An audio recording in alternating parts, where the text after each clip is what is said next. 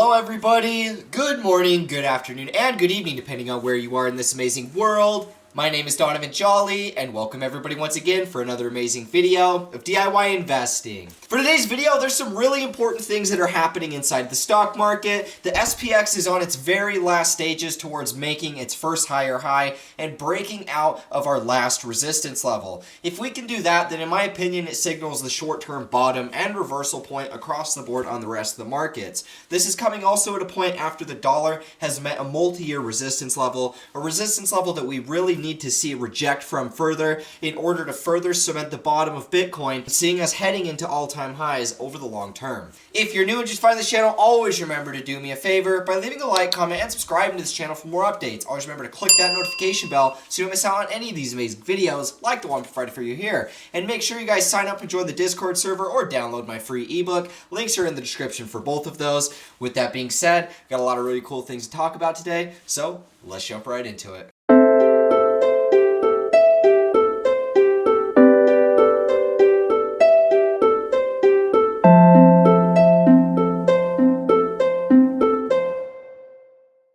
Alrighty guys, so here we are starting off today's video talking about the SPX. Now the reason we're talking about this one today is because once again, this is highly correlated to what we're seeing inside of Bitcoin. Now the thing with what we see inside of Bitcoin and parities inside of the market, it rallies with the equity markets. Bitcoin is highly correlated to equities, being the SPX in the stock market. Now what's interesting is they will generally link up in high amounts of correlation, and then they will actually unsync for periods of time. Normally when the SPX is already in new all-time highs, Bitcoin will kind of start doing its own thing. And sometimes, Bitcoin can actually start retracing as the SPX is still going up itself. And so we do see some correlations. Lately there's been a lot of correlations. In fact, ever since we really topped over here, it's been a highly correlated market inside of this sell-off. And so we've been watching for this really as when are we going to be breaking out? When are we going to be making a higher high? When are we going to be proving that the bottom is truly in? And our first level that we were really watching for was our previous support level. So this was the top that we made at about 4,800. This was our first sell-off. We found this support level at about 4,170, and then we made our first lower high, right? This was our lower high here. We ended up rejecting, and then we made our final lower low. Now, what I was telling you guys was the way I was watching this wave count.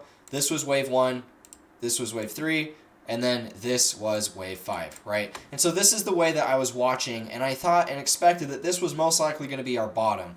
And originally, my first target was actually about right here. We just barely missed it on the first attempt, and we bounced above it, and then this attempt went a little bit below it. And so this was pretty much the level that I was watching for when the stock market was going to be bottoming. I was watching for the Elliott waves, and then we were also watching this support level right there. It was a little bit higher. It was right there.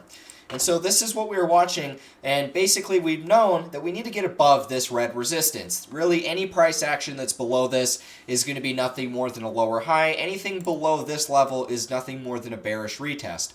Now, we have been watching this really to see if we were going to originally break out of it. The first attempt, we hit this level, and then we kind of pulled back. And then all we've done from that point is basically just retest our previous high that was right here, right? So we've kind of been consolidating within this little range. We're right below the previous resistance level, or I should say the previous support level. This is now our resistance, and we're also consolidating above our previous high. And so this is the level that we really need to get above. If we can get above this, then in my opinion, that's going to be the reversal point for the stocks, at least into the short term. And I think that we could still go for a lengthy period of consolidation, but we're most likely going to rally back up to about 4,300 before we have any sort of sizable correction back down. And then from there, that's where we're really going to see whether the dollar itself is going to keep going down or whether the stocks, can keep rallying up and keep momentum. Because if we could see a major reversal point, because I would expect that we would get a short-term correction at about 4,300, right? This would be about right there. I do think that we would get some type of correction in here, and we could even rally up a little bit above that. Potentially up to just under 4,400. And if that was the case, we really need to see this red level and it could really go a little bit below that towards this green line as well. I'd pretty much draw this as a zone throughout here. Say this red line to this green line. This is where we really would want to see the stock market hold support. We don't want to see us showing that this is a lot of weakness in here, proving to be too much resistance at this level, because ultimately we would expect to see this turn into another major low. If that was the case, our wave count would look a little bit different than this. It would basically be this entire move would be our wave 3.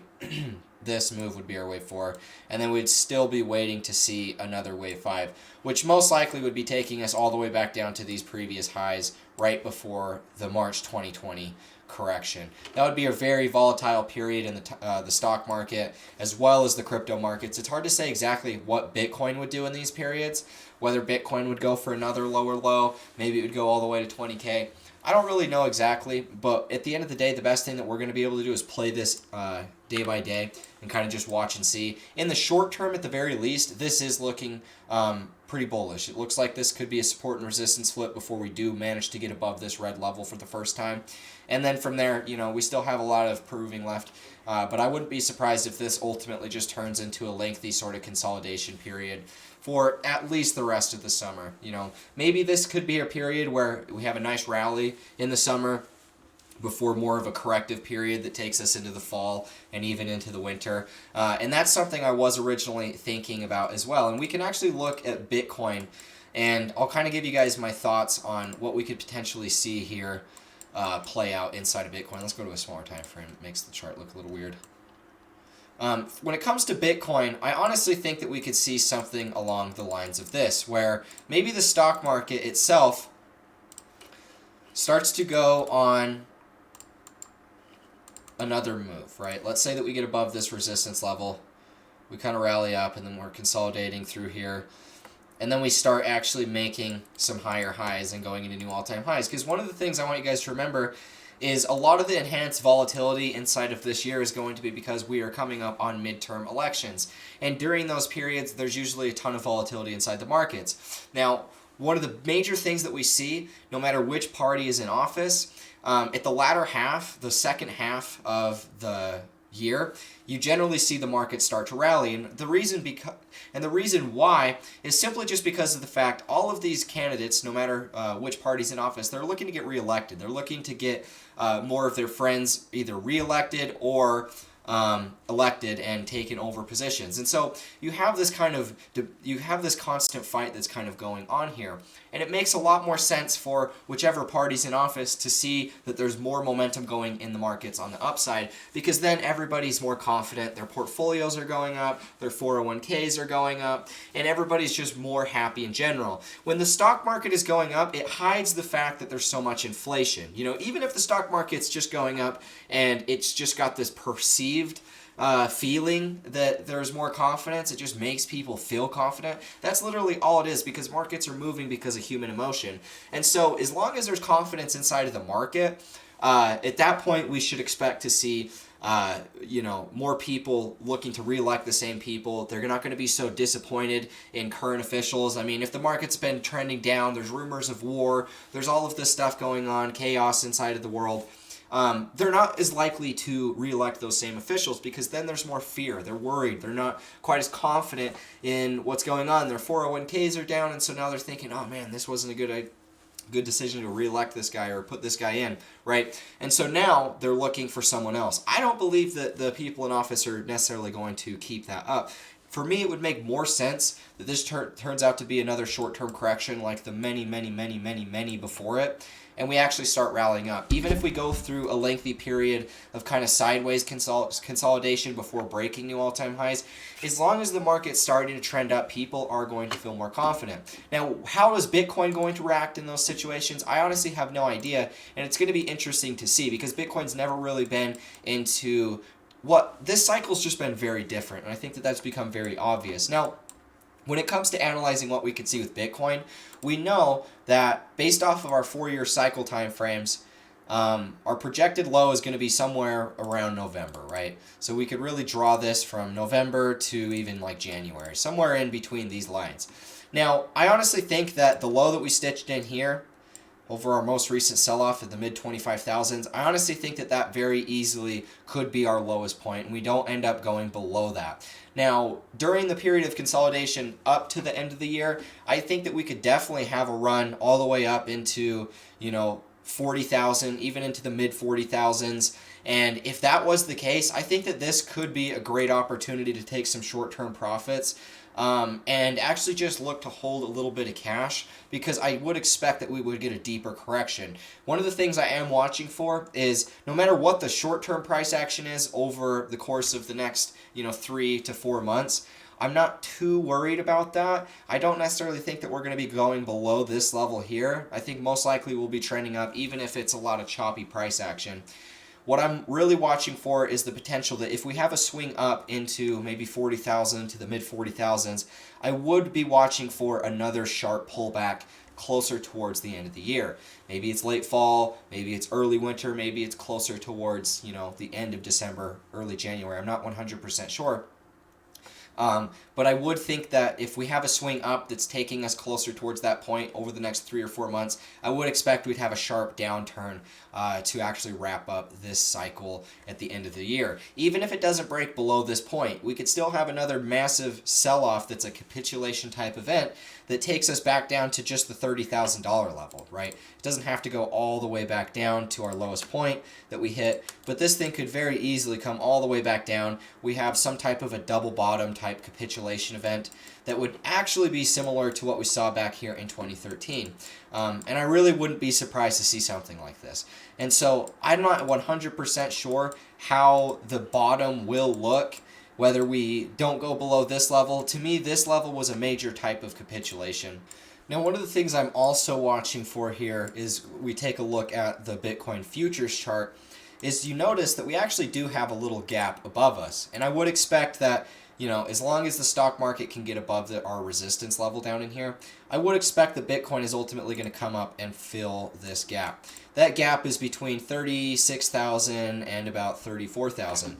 And so I would expect at the very minimum that gap to be filled, and we could easily see Bitcoin rally back up to even 40 to the mid 40,000s before this short-term relief rally is over. Now, one of the things we're also going to be watching for is we do have some descending resistance. Where that descending resistance is going to be met is ultimately going to be taking us pretty close to that same gap. And so whether we pull back there or whether we can get a breakout outside of that, if we get a breakout outside of that, no matter whether we run up here, right over here somewhere, or whether we topped out relatively close to this $40,000 level, it doesn't really matter so much. I would expect, no matter what happens, us to get another move to the downside closer towards the end of the year, being, in our November to December timeframes. And then that would be maybe where we build a base, but it would be most likely a lengthier type of consolidation. Something along the lines of that, right? Where sort of a double bottom type event, where even if we break out of the descending resistance, we shouldn't expect an immediate reversal straight to new all-time highs. We could easily see a deeper consolidation and a double bottom type event that takes place. Now, one of the things we're watching for when it comes to the volume is reversal points inside of this chart. And if we draw a line, we can kind of get in here and see, based off of our volume, how high our volume was. How does that stack up with previous volumes in past? Now, when it comes to previous Bitcoin volume, we can look at a couple different things. Let's remove some of these drawing tools so it's not so hard to see in here. And let's come in here to some of our consolidation that we saw in our bear market. Now, originally when we started breaking out, we saw two big volume spikes. This was the breakout here, and this was the breakout here. And so what we actually see in the futures chart is we see a lot of buy volume that steps in. In crypto exchanges, it can vary in the volume. It's kind of inconsistent for the most part. But for the most part, when it comes to the futures, we see a lot more consistent volume. And that's why I like to actually look at this chart. Now, when it comes to this red line, we've only ever had a few attempts that were relatively close to, or bigger than this. And a lot of those were right before major reversal points. If we can see some of this buy volume, the buy volume isn't necessarily quite as easy to identify because we saw buy volume breaking out here, then we saw it breaking out here. So this was more consistent type of growth. But this big sell volume that's coming in at capitulation type of events. That's the big thing that we're watching for here. And we can look to a number of different points where we've hit this red level and it's marked a major reversal point inside of the market. And now if we actually scrunch the chart a little bit, we can come up here and take a look at the rest of it, and we can kind of see what's going on up here. Now this is also where we start getting into reversal points in the market, whether it's highs or whether it's lows. Oftentimes this is a point of which we see reversals, right? Even though we didn't see, the volume pretty much chilled out throughout this period, even though Bitcoin made higher highs, that was a point in which we could have looked and said, hey, volatility is declining. We're actually getting declining. We're actually seeing heavier sell volume that's coming in here. And there's not really as much buy volume, right? A lot more sell volume. And then, also at the same point when we see massive sell-offs and we get a big capitulation type volume that comes in here, we also can point to that being reversal points. Now, when we see our volume that recently came in over here, it's not quite as big as some of the prior volume that we've seen, but it's equally on par with that same consistency. When it comes to reversal points, even this one over here, it's a little bit shorter than ours, but this was our short-term bottom over here. And we can see that anytime we've had a major type of red sort of big volume candle that comes in here, it's generally marked a major capitulation bottom. And where we're at today is very consistent with prior bottoms that we've been at in the past. And so for the short term, I would expect that this is our bottom. Now, whether we end up coming and retesting this bottom, I think that that's very much a possibility that is still on the table, because we don't know how the consolidation is going to wrap up from here. But it's going to be volatile. That's my biggest thing. I do believe that we're going to get a nice rally. Maybe it's only through the rest of this summer, or maybe it goes a little bit deeper. But for the most part, I'm not really expecting a whole lot besides a lot of volatility for the rest of this year. And so I think that for the best thing we can do is, if you're over leveraged or you feel like you've got a lot of dead weight in your portfolio, during this next rise up, especially if we get up to 40,000, I think that could be a great opportunity to shake off some of those old bags that are just not really doing anything, never have been doing anything, that are just taking up space. You could get rid of some of that stuff. Just look to hold cash for the most part, and really just look to hold that cash for when we ultimately get another type of move to the downside.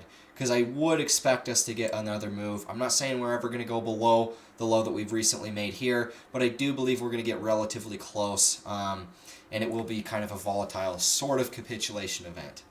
We're not going to know exactly how it's going to look, but there's always deep corrections that come back down deeper than everybody thinks that are great buying opportunities, as long as you just have the patience to wait. And I think as long as you've been waiting throughout this entire period, there's no reason not to for this type of a move that comes in here. Even if we have a massive run up to maybe the high 40,000s, up to 48,000, I still believe we'd get a pullback to the downside, and everybody could use that as a great opportunity to get in. There's just going to be a lot of volatility no matter what. Now, our final chart we're going to be talking about today is going to be the US dollar index. This is a very, very important chart to watch for, because this is ultimately going to signal what is Bitcoin going to do and what is the SPX going to do as well.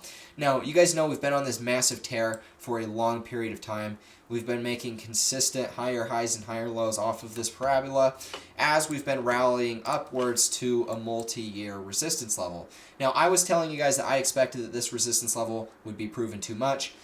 We would have another rejection, just like years past in which we've seen them, most recently being March of 2020. Now, from that point, we did manage to get briefly above that level, but this was just a bull trap, and we immediately sold back below it. And so that's exactly what we've needed to see.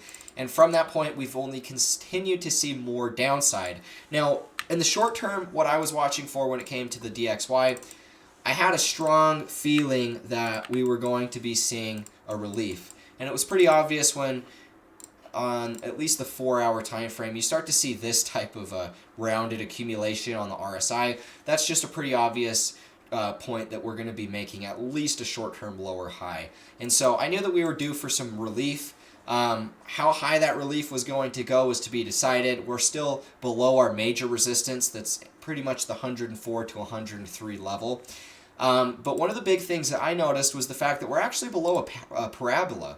And this is really important, because if we actually are breaking down from this parabola, it's actually a projected 80% correction of this original move. And so if we're watching for an 80% correction, where is that going to be? It's going to actually be at this green box. Now, I actually just did Fibonacci from the low to the high and mapped out a little bit below the 786. So this is 80% of this move. And so if this is a true breakdown from this, and this is a reversal point, and we start continuing to sell off from here, we would expect a target of 80%. And this would actually be very, very similar to what we saw in Bitcoin over here on our original move up in the bull market. I don't know if you guys are going to remember this. Maybe a lot of you guys weren't here for this move. But this was our first rally in this the bull market that we had. And it was very, very similar. Obviously, it was more parabolic, but that's typical of crypto markets. I mean, the dollar had a nice move to the upside. It was a very strong impulse to that upside. But this is kind of what I'm talking about here. This is what's called a parabola. And it's just a parabolic trend that develops. Eventually, we break down from the parabola. We have a move like this. And whether we have a big move up to the upside like this or whether it's just a move like this before going lower, it doesn't really matter. The big point to understand is what we saw after was pretty much that. This was deeper than an 80% correction. This was about a 90% correction from this move. So this was a lot deeper, but that was obviously enhanced because of the fear around COVID and all the stuff going down around that time frame. Now, I'm not saying that we're going to have quite that much fear going on in the market. I hope we don't have that much fear going on in the market. But the big thing to point out here was after a breakdown of a parabola, it's about an 80% correction from that move. And we can also look at the Bitcoin chart.